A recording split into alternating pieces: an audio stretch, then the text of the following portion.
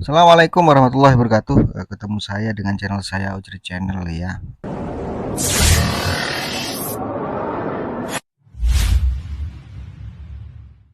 Ke publik. Terbaru kan yang juga kemudian setelah Pak Hasto ini menjadi tersangka, saya ingin minta komentar dari Pak Sudarsono. Ada banyak kader PDIP di Jakarta yang mengatakan ada sejumlah video skandal elit begitu ya yang disampaikan oleh PDIP yang disimpan oleh Pak Hasto dan nantinya akan dibuka begitu. Bagaimana Pak Sudarsono melihat deretan panjang polemik yang kemudian terjadi setelah penetapan tersangka Pak Hasto ini?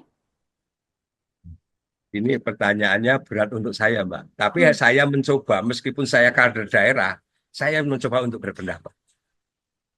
Tadi narasi dari Mbak pertanyaannya adalah Mas Hasto punya dokumen atau apa tuh? Ya, Ya, Hasto mengatakan ini juru bicara PDIP ada Pak Guntur Romli dan sebagainya mengatakan ada sejumlah video begitu ya skandal elit politik atau elit negara yang kemudian disimpan, dititipkan dan bahkan saat ini sudah dinotariskan ke Rusia begitu. Ada komentar terkait hal ini, Pak Sudarsono? kalau ini tadi disampaikan oleh juru bicara, dan di sini saya akan menyampaikan secara tegas saya sebagai kader partai, justru saya menyayangkan. Hmm. Saya merinding. Saya menyayangkan. Kenapa sekjen kami bermental tempe seperti itu? Kenapa saya katakan mental tempe? Dia punya masalah. Masalahnya belum dipertanggungjawabkan secara hukum.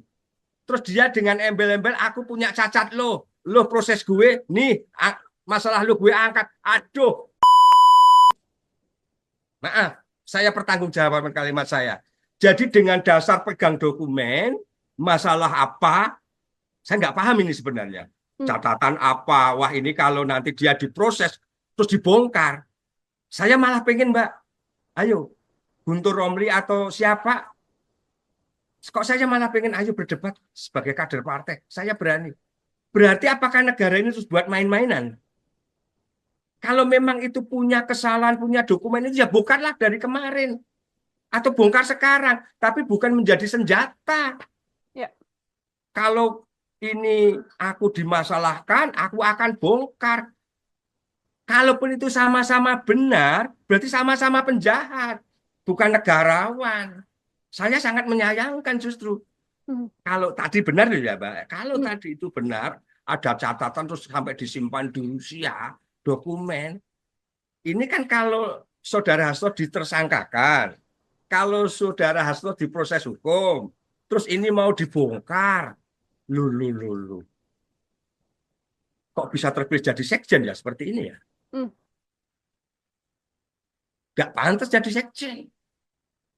Inilah yang merusak partai. Darsono ini tegas. Saya katakan di kesempatan siang ini di Tribun, mohon untuk menjadi dokumen bersama. Saya menyayangkan Sekjen PDI Perjuangan dengan memegang dokumen itu. Kalau ada masalah ini tak bongkar. Lah kok lucu. Berarti kalau punya dokumen kejahatan, dia selama ini dengan kejahatannya yang aman-aman saja, terus itu juga mau disimpan rapat-rapat. Berarti kejahatan bersama. Kan tidak boleh itu. Saya memang bukan orang hukum, mungkin bahasanya saya juga gradal-gradul sebagai struktur partai yang ada di bawah, tapi mohon, kalau memang itu yang disampaikan itu betul, Saudara Hasto menyampaikan punya dokumen dan akan saya buka, apalagi sekarang disimpan di luar negeri. Loh, ada maksud dan tujuan apa? Saya sangat menyayangkan itu. Ini rumus dari kakek saya. Jangan lawan orang baik. Yang kedua, jangan lawan orang cantik. Kalah kau, Pak, sama orang itu. Jadi jangan serang Jokowi. Rugi kau. Kok rugi? Bukan aku pro Jokowi loh. Ini ilmu saja. Ini just ilmu gitu loh, ilmu kehidupan. 12 Koni dan Hasto. Dua nama yang saya sebut tadi itu memang sedang viral. Teman-teman pasti sudah mengikuti beritanya kan. Jadi setelah jadi tersangka oleh KPK karena kasus suap Harun Masiku, Om Hasto balas menyerang. Saya sebenarnya agak geli dengan istilah balas menyerang yang suka dipakai elit-elit partainya Om Hasto itu.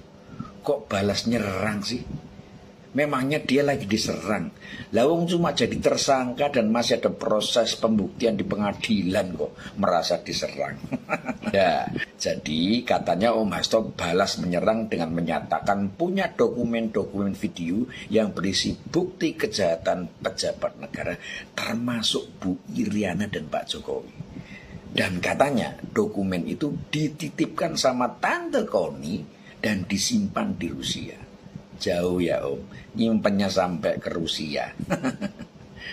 Mendukung pernyataan Om Hasto itu, Tante Koni juga membuat pernyataan yang tata bahasanya itu bikin saya risih dan males nonton.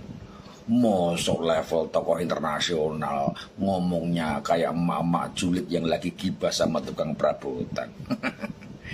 Jadi intinya Tante Koni ini dengan tegas menyatakan betapa dahsyatnya dokumen yang dia simpan itu, dan kalau dibuka bakal bikin ancur-ancuran. Lu ngeri nggak? Tapi BTW Tante Koni ini posisinya di mana sih? Katanya masih di Rusia ya.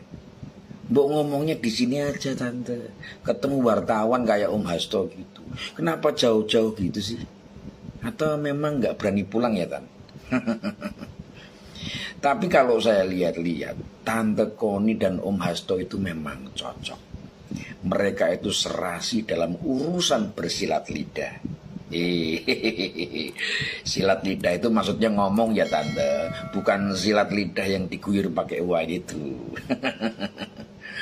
Tante Koni dan Om Hasto itu 11-12 dalam hal menggunakan istilah kriminalisasi.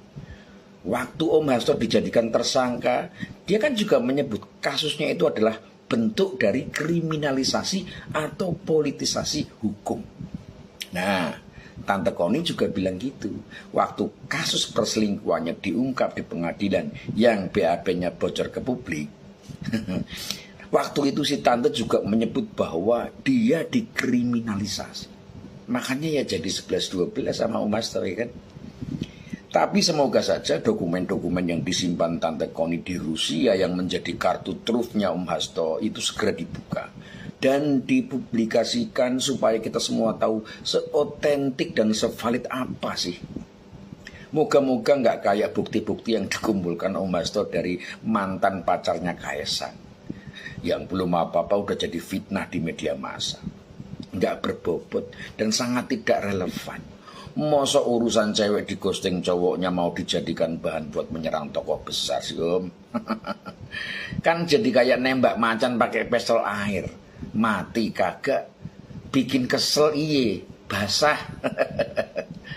Yuklah segera dibuka aja dokumen dahsyat yang ada di Rusia itu. Kalau bener-bener dahsyat kan Om Hasto dan Tante Koni bakal ngetop.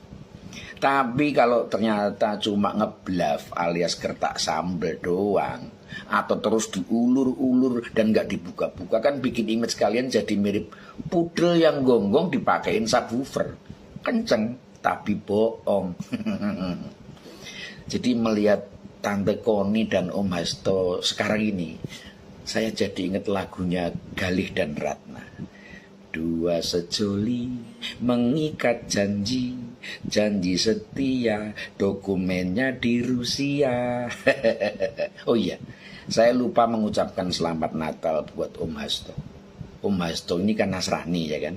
Semoga Om Hasto selalu ingat 10 perintah Allah yang menjadi sumber kebenaran orang Nasrani. Dan ingat, perintah ke-8 berbunyi, jangan bersaksi dusta tentang sesamamu, yang artinya jangan berbohong dan jangan memfitnah. Kita lagi seru-serunya ngelihat perilaku-perilaku khususnya Hasto ini kan jadi buat rame seperti ini. Kemarin kita pikir dia sudahlah gitu kan, harusnya bisa menerima dengan legowo apa yang mereka alami sekarang ini, tapi ternyata tidak bisa. Karena itu memang saya pikir sudah tabiat mereka seperti itu. Yang diserang itu sayangnya terus Pak Jokowi yang seolah-olah membuat kerusakan masif di Indonesia ini. Padahal selama 10 tahun ya mereka menikmati bersama karya Pak Jokowi itu semua orang tahu lah. Nah, yang dimainkan Hasto ini kan isu-isu murahan. seperti dia kemarin ketemu mantan pacarnya Kaisang, segala macam itu orang pada ketawa semua. Masa sekelas sekjen PDIP, partai yang katanya begitu luar biasa itu jadi murahan, dimasuk di kelas bawah, kelas comberan seperti itu. Ya kalau soal kalah di sana sini soal pilkada kemarin, ya ini kan konsekuensi yang dari awal sudah diperingatkan. Jangan benturan sama Pak Jokowi. Masa nggak ngukur kalah 16% di Pilpres kemarin itu. Walaupun kalian tidak mengakui itu, tapi itu fakta kan itu. Hasto itu tong kosong berbunyi nyaring. Kui pepatah seperti itu. Kalau orang pandai, cerdas, pinter, itu orangnya diem tapi eksekusi langsung. Orang yang sering koar-koar, lihat ya besok katanya mau bongkar preketek. Akunku jangan dihapus ini sampai noni anjing Hasto itu. Buktikan ya. Itu satu Indonesia tak lihat orang yang koar-koar yang gembul. Saya akan. Nol itu otaknya. Lihat Pak Jokowi. 2 periode Solo, gubernur, presiden, gak pernah koar-koar, tapi eksekusi. Apalagi itu Anies sama Ahok itu mau koar-koar sih, buktikan dulu. Tong kosong berbunyi nyaring. Ini yang sedang viral ya, podcast antara Abraham Samad dengan Ibu Koni. Ya, saya ingin menanggapi ini. Ya, yang pertama, saya bingung loh. Ini podcast sampah menurut saya. Karena saya melihat begini, Abraham Samad selalu menggiring ya pernyataan-pernyataan atau pertanyaan-pertanyaan yang arahnya sebenarnya menyudutkan ke arah siapa? Pak Jokowi. Ketika Bu Koni ngomong apa, dia giring harus Bu Koni ngomong. Dan yang sampahnya Bu Koni juga memang maunya begitu. Ya. Jadi mereka ini memang menggunakan podcast-podcast yang memang dari kelompok itu aja. Ya, podcast Refli Harun, podcast Abraham Samad, podcast Faisal Akbar, ya. Itu aja yang digunakan. Yang kedua, Bu Koni bilang untuk supaya stabil ya kepemimpinan Pak Prabowo ya dalam menjalankan amanahnya sekarang, tolong jangan saling menyandera hingga mengganggu stabilitas politik gitu ya.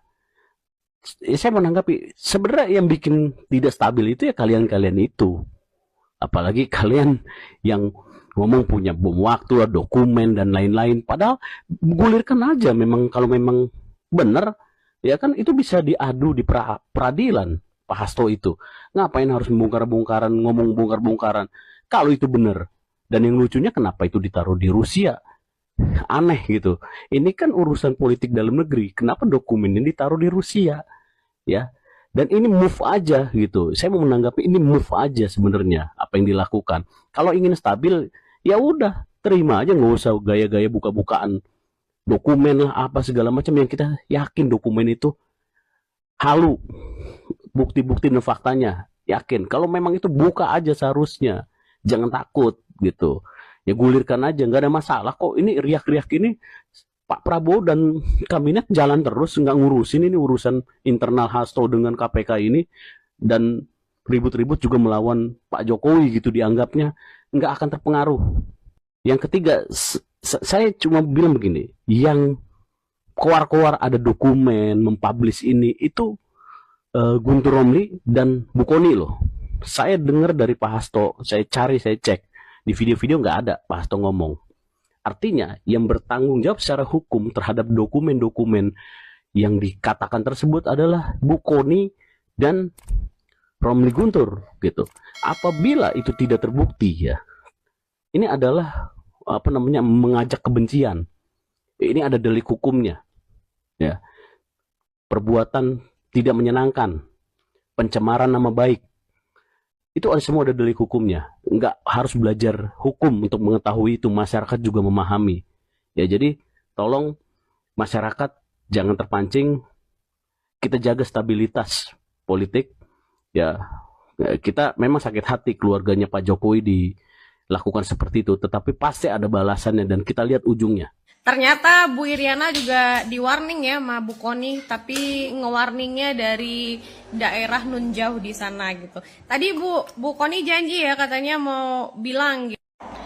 Terus Bu Koni juga bilangnya katanya tadi mau ngasih bocoran, tapi sepanjang yang saya lihat ketika Ibu di podcastnya Bang Abraham ya, kenapa Ibu ngomongnya muter-muter gitu, mulai dari notaris, dokumen dan lain-lain. Yang anehnya adalah kenapa dokumennya dinotariskan di Rusia. Ada urusan apa Indonesia dengan Federasi Rusia? Kan begitu ya Bu ya? Nah Ibu, daripada kita semua bersuasangka, menebak-nebak seperti jadi detektif Conan dadakan ya Bu ya, mendingan Ibu buka dah tuh dokumen karena semua rakyat Indonesia menunggu. Sebenarnya ada apa? Dokumen apa yang disembunyikan? Ataukah pihak Ibu takut nih? Ternyata Ibu dan teman-teman Ibu juga ikut dan terlibat dalam skandal yang ada dalam dokumen itu. Kok saya jadi menilai, saya memandang bahwasannya ini adalah peperangan antara Pak Jokowi dan Partai PDIP ya. Nah, dan juga kalau seandainya Ibu tidak segera membuka dokumen itu, apa yang terjadi? Kami akan menganggap itu adalah sebagai gertak sambal ya, sambalado. Pedesnya cuma di mulut tapi nyampe kerongkongan kagak pedes lagi. Begitu ya Bu ya? Nah, dan kalau memang itu dokumennya urgent dan se-urgent itu, kalau tidak segera dituangkan dan diungkapkan mengenai apakah sebenarnya dokumen itu, jangan-jangan nanti ada yang menganggap bahwasanya dokumen yang Ibu simpan itu adalah dokumen pembungkus untuk pepes. Tapi pepesnya pepesan kosong, begitu ya Bu ya? Jadi stoplah memframing buruk dan membuat berita-berita hoax.